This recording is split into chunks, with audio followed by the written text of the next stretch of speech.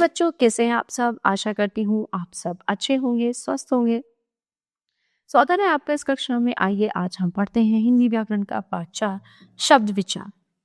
भैया मैं अपना गृह कार्य कर रही हूँ। दीदी तुम क्या कर रही हो? इवन ये पहले होना चाहिए था, ये बात में। ओके, दीदी तुम क्या कर रही हो? भैया मैं अपना गृह कार्य कर रही हूँ।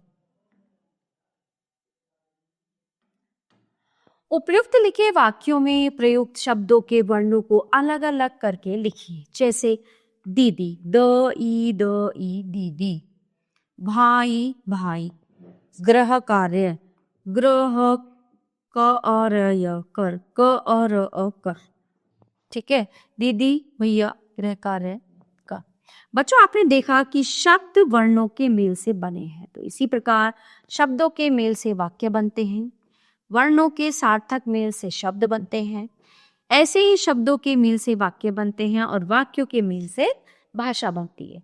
ठीक है, फूल, लफू। फूल का अर्थ होता है, लफू का कोई अर्थ नहीं होता। एक शब्द से फूल का बोध हो रहा है, दूसरे शब्द का कोई अर्थ स्पष्ट नहीं हो रहा है, तो वर्णों के सार्थक समूह को शब्द कहते हैं।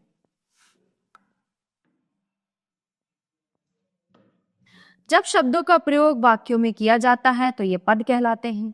शब्दों का वर्गीकरण। हिंदी का शब्दकोश अत्यंत विशाल है, इसमें अनेक भाषाओं के शब्द आकर मिले हुए हैं। शब्द का वर्गीकरण कई आधारों पर किया जाता है। अर्थ के आधार पर, रचना के आधार पर, प्रयोग के आधार पर, उत्पत्ति स्रोत के आधार पर। अर्थ के आधार पर शब्द भेद। अर्थ के आधार पर शब्द के दो भेद होते हैं, सार्थक और निरर्थक। वे शब्द जिनका कुछ ना कुछ अर्थ प्रकट हो तो उन्हें सार्थक शब्द कहते हैं। जिन शब्दों का कोई अर्थ ना निकले उन्हें निरर्थक शब्द कहते हैं। ठीक है, भाषा में सार्थक शब्दों का ही प्रयोग होता है। सार्थक शब्दों के भेद, इन शब्दों के 6 भेद होते हैं। अनेकार्थक शब्द, एकार्थक शब्द, पर्यायवाची शब्द, विलोम शब्द, वाक्यांश बोधक, श्रुति संभिन्नार्थक शब्द। रचना के आधार पर शब्द भेद। रचना या बनावट के आधार पर शब्दों के 3 भेद होते हैं, रूढ़, यौगिक, योगारूढ़। पहला है रूढ़ शब्द। ऐसे शब्द जो परंपरा से चले आ रहे हैं और जिनके टुकड़े नहीं किए जा सकते उन्हें रूढ़ शब्द कहते हैं, जिसे सूर्य, घोड़ा आदि। यौगिक शब्द। यौगिक शब्द का शाब्दिक अर्थ है मेल।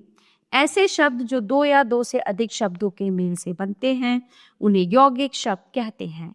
जैसे पुस्तक जमा आलय, पुस्तकालय, विद्या जमा आलय, विद्यालय। विशेष यौगिक शब्दों के टुकड़े किए जा सकते हैं। ठीक है, टुकड़े किए गए शब्दों के भी अर्थ निकलते हैं। यौगिक शब्दों की रचना संधि, समास, उपसर्ग तथा प्रत्यय शब्दों के द्वारा होती है। योगारूढ़। योगारूढ़ शब्द 2 शब्दों से मिलकर बना है, योग जमा रूढ़, अर्थात योग से बने रूढ़ हो गए शब्द। ठीक है, 2 या 2 से अधिक शब्दों के मेल से बने ऐसे शब्द जो किसी विशेष अर्थ के लिए रूढ़ हो गए हो उन्हें योगारूढ़ शब्द कहते हैं। योगारूढ़ शब्द अपने सामान्य अर्थ को छोड़कर किसी विशेष अर्थ को अपना लेते हैं। जैसे पंख, जो कीचड़ से उत्पन्न अर्थात कमल। लंब उदर, लंबोदर अर्थात गणेश। प्रयोग के आधार पर शब्द भेद। भाषा में शब्दों का बहुत महत्व होता है। शब्दों के उचित एवं सार्थक प्रयोग से भाषा प्रभावशाली बनती है। प्रयोग के आधार पर शब्दों को 2 वर्गों में बांटा गया है। प्रयोग के आधार पर शब्द भेद। विकारी और विकारी शब्द। ऐसे शब्द जो वाक्य में प्रयोग होने पर लिंग वचन कारक के कारण परिवर्तित हो जाते हैं, विकारी शब्द कहलाते हैं। संज्ञा, सर्वनाम, क्रिया विशेषण, ये सब है विकारी शब्द।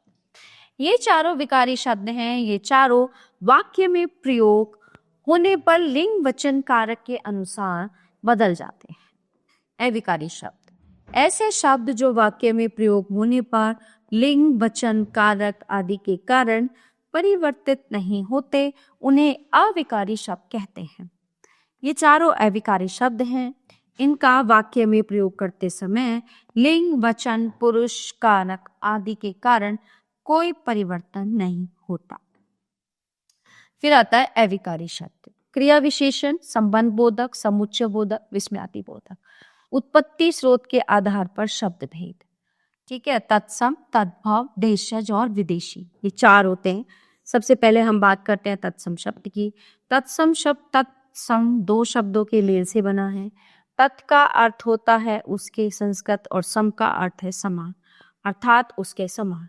संस्कृत भाषा के ऐसे शब्द जो बिना किसी बदलाव के हिंदी भाषा प्रयुक्त होते हैं उन्हें तत्सम शब्द कहते हैं, जैसे कृषक, पुस्तक, पुत्र, ग्राम आदि। तद्भव शब्द 2 शब्दों से मिलकर बना है, तद जमा भव, इसका अर्थ है उससे बना हुआ। संस्कृत भाषा के ऐसे शब्द जो बदले स्वरूप के साथ हिंदी में आए हैं उन्हें तद्भव शब्द कहते हैं, जैसे किसान, किताब, पूत, गांव आदि। कुछ तत्सम शब्द और उनके तद्भव रूप देखिए। आश्चर्य, अचरज, अग्नि, आग, उच्च, ऊंचा, जिभा, जीभ, कार्य, काज, कुंभकार, कुम्हार, ग्रह, घर, का, कौवा, कर, कान, गौ, गाय, नासिका, नाक, नेत्र, आंख, मुख, मुंह, दिवस, देह। आश्रय, आसरा, कृपण, कंजूस, काष्ठ, काट, कपोत, कबूतर, कातक, कायन, दशम, दसवां, दीपक, दिया, दंड, डंडा, दश, दस, हस्त, हाथ, रात्रि, रात, दंत, दांत, चक्र, चाक, स्वप्न, सपना। देशज, देश के विभिन्न प्रांतों में प्रचलित बोलचाल की भाषा से कुछ शब्द हिंदी में आ गए हैं। ऐसे शब्दों को देशज शब्द कहते हैं, जैसे खाट, पगड़ी, डिबिया आदि। फिर आते हैं विदेशी शब्द। हिंदी भाषा में विदेशी भाषा से आए शब्दों को विदेशी शब्द कहते हैं। इन्हें आगत शब्द भी कहते हैं, जैसे डॉक्टर, स्टेशन, रेडियो, कुली, तो, तारे आदि। हिंदी में प्रयुक्त प्रमुख विदेशी शब्द निम्नलिखित हैं। अरबी भाषा के शब्द आजाद, कानून, इंसान, किताब, कुर्सी, औरत आदि। अंग्रेजी भाषा के शब्द हैं train, doctor, office, college, court, company, engine, ticket, fees आदि। फारसी शब्द कमर, गर्दन, जमीन, दरवाजा, गुलाब आदि। पुर्तगाली शब्द गमला, कमीज, आलू, प्याज, प्याला, बाल्टी आदि। तुर्की शब्द बंदूक, दरोगा, कुली, टोप आदि। ठीक है, तो यहाँ पे कुछ महत्वपूर्ण तथ्य दिए गए हैं, आइए देखते हैं। वर्णों के सार्थक मेल को शब्द कहते हैं। शब्दों के 4 आधार पर भेद किए जाते हैं, अर्थ के आधार पर, रचना के आधार पर, उत्पत्ति के आधार पर। चौथा है प्रयोग के आधार पर। अर्थ के आधार पर शब्द के 2 भेद हैं, सार्थक शब्द और निरर्थक शब्द। रचना के आधार पर इनके 3 भेद होते हैं, रूढ़, यौगिक और योगारूढ़। प्रयोग के आधार पर शब्द को 2 वर्गों में बांटा गया है, विकारी शब्द और अविकारी शब्द। सोत्पत्ति के आधार पर शब्द के 4 भेद होते हैं, तत्सम, तद्भव, देशज और विदेशी। तो प्यारे बच्चों, ये पार्ट यहीं पे समाप्त होता है। आशा करती हूँ आपको अच्छे से समझ आया होगा। मिलते हैं अगली कक्षा में। धन्यवाद।